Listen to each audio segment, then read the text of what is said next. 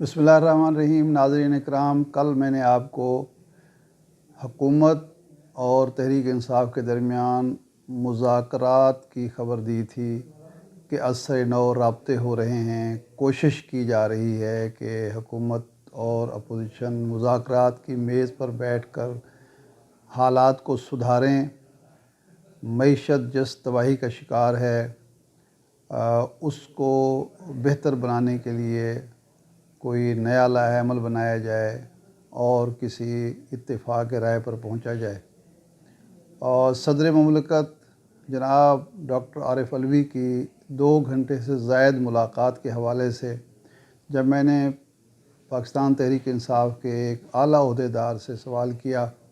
तो उनका कहना था कि ज़ाहिर बात है कि इयादत के लिए 2.5-3 घंटे की मुलाकात ज़रूरी नहीं होती, वो तो बहुत अच्छे ताल्लुकात की सूरत में भी आधा घंटा काफ़ी होता है। जबकि सदर मुमलिकत की मसरूफियात भी बहुत ज़्यादा हैं और इमरान खान साहब भी इन दिनों हद से ज़्यादा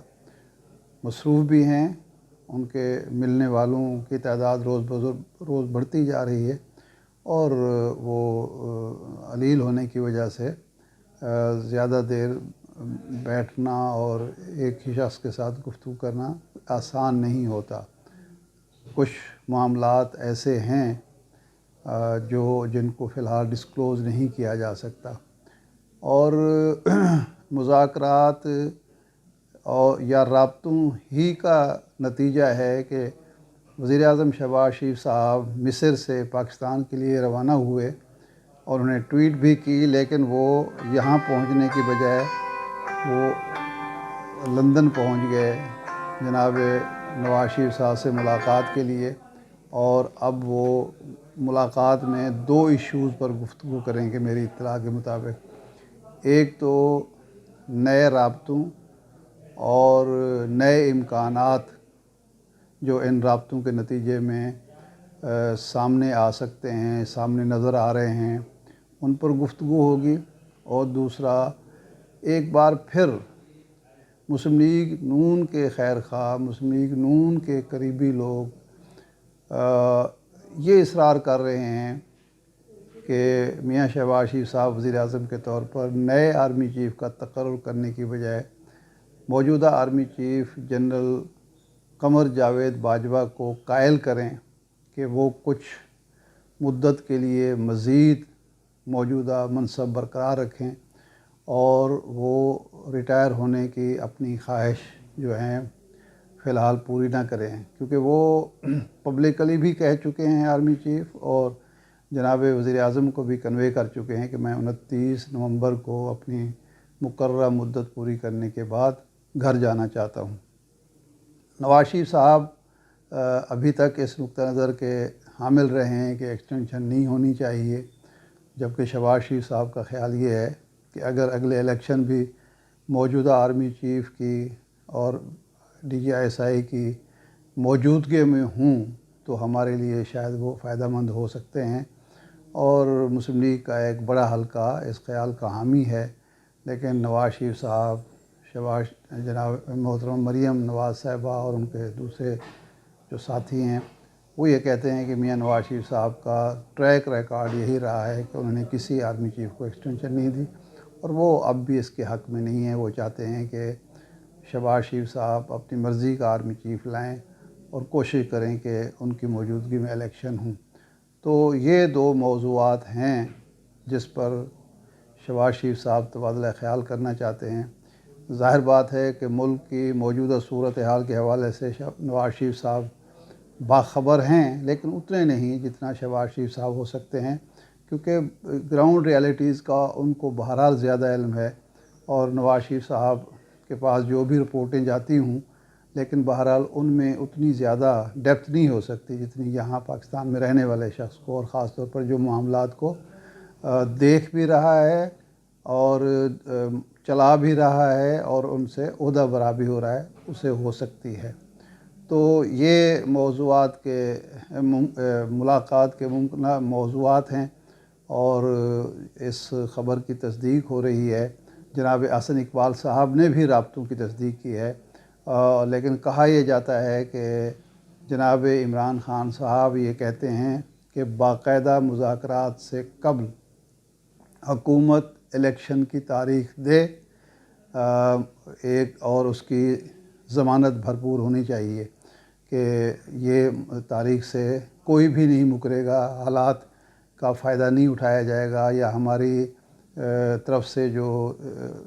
اتفاق رائے ہوگا یا مذاکرات پر آمادگی ہوگی اس کو ایکسپلائٹ نہیں کیا جائے گا۔ کچھ لوگوں کا خیال یہ ہے کہ سعودی عرب کے ولی عہد شہزادہ محمد بن سلمان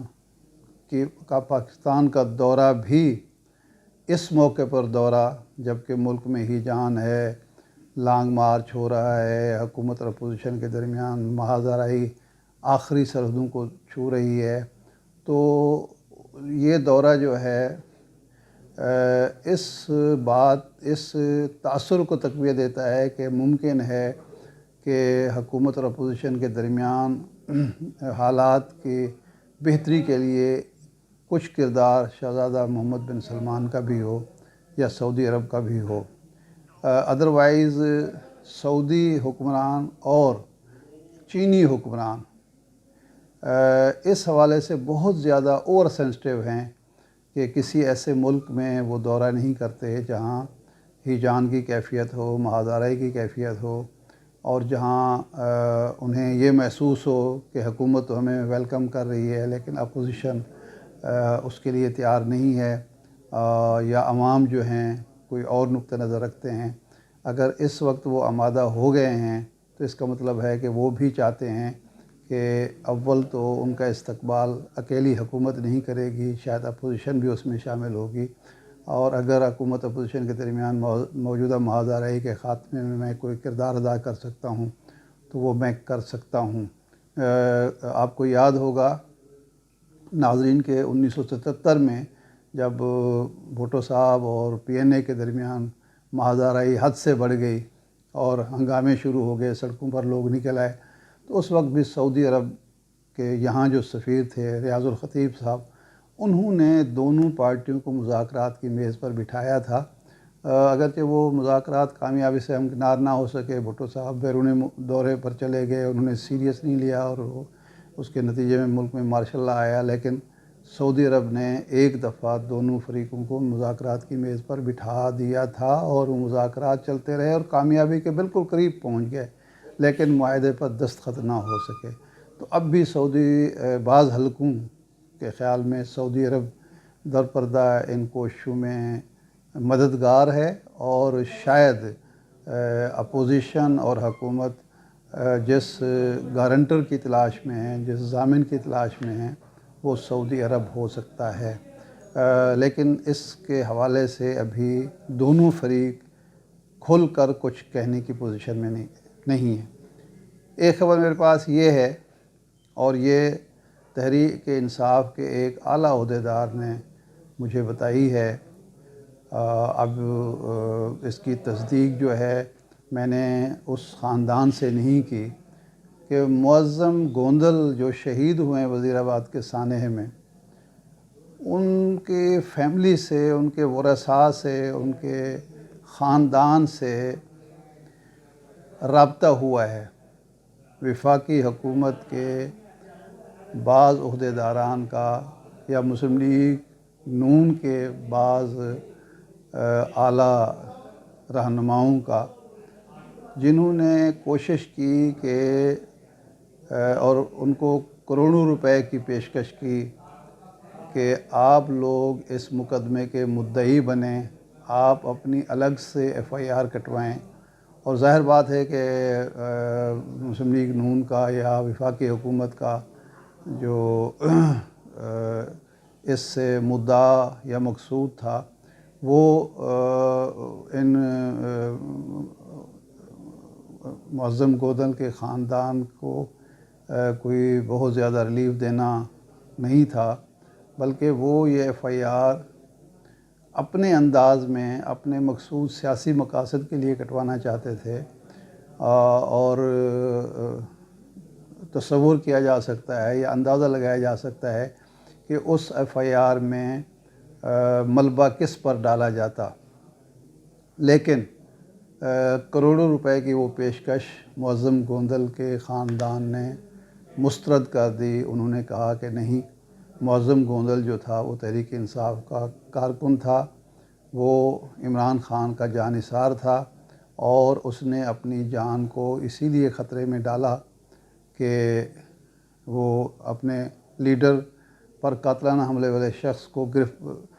پکڑنا چاہتا تھا۔ غالباً ایف آئی آر اس مقصد کے لیے کٹوانا مقصود تھا کہ ایک جو اس وقت بات چل رہی تھی کہ عمران خان کے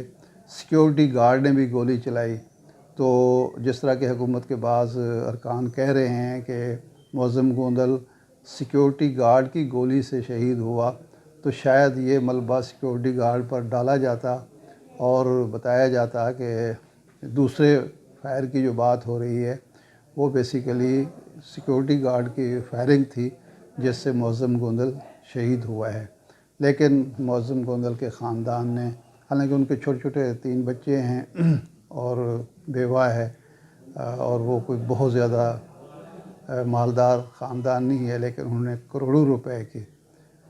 یہ پیشکش مسترد کر دی، اور انہوں نے کہا کہ ایسی بات نہیں ہے۔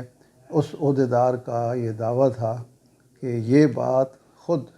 معظم کے خاندان کے افراد نے خان صاحب کو اس وقت بتائی جب وہ زمان پارک میں آ کے ملے، اور خان صاحب کو بتایا، اور ان بچوں نے، وہ بچے بھی اس وقت ساتھ تھے جب معظم گوندل پر حملہ ہوا، تو انہوں نے بتایا کہ ہم نے اپنے آنکھوں سے کیا دیکھا ہے۔ تو اس لحاظ سے پھر تحریک انصاف جو ہے خوش قسمت ہے کہ اس کا کارکن جو ہیں نہ صرف وہ وفادار ہیں عمران خان کے ساتھ، بلکہ ان کے اہل خانہ بھی بڑی سے بڑی مراد کو یا پیشکش کو ٹھکرانے کی صلاحیت رکھتے ہیں، یا ہمت رکھتے ہیں، یا حوصلہ رکھتے ہیں۔ اب دیکھنا یہ ہے کہ شہباز شریف صاحب پر جو ان کے ساتھیوں کی طرف سے دباؤ ہے، کیا وہ اس کی تکمیل کرتے ہوئے chief of army staff general Qamar Bajwa صاحب سے ایک بار پھر یہ خواہش کرتے ہیں کہ وہ توسیع لے لیں، اور کیا وہ اپنے برادر بزرگ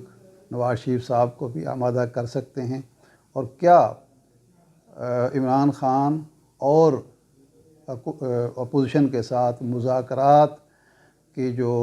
کوششیں ہو رہی ہیں، یا عمران خان کو منانے کی کوشش کی جا رہی ہے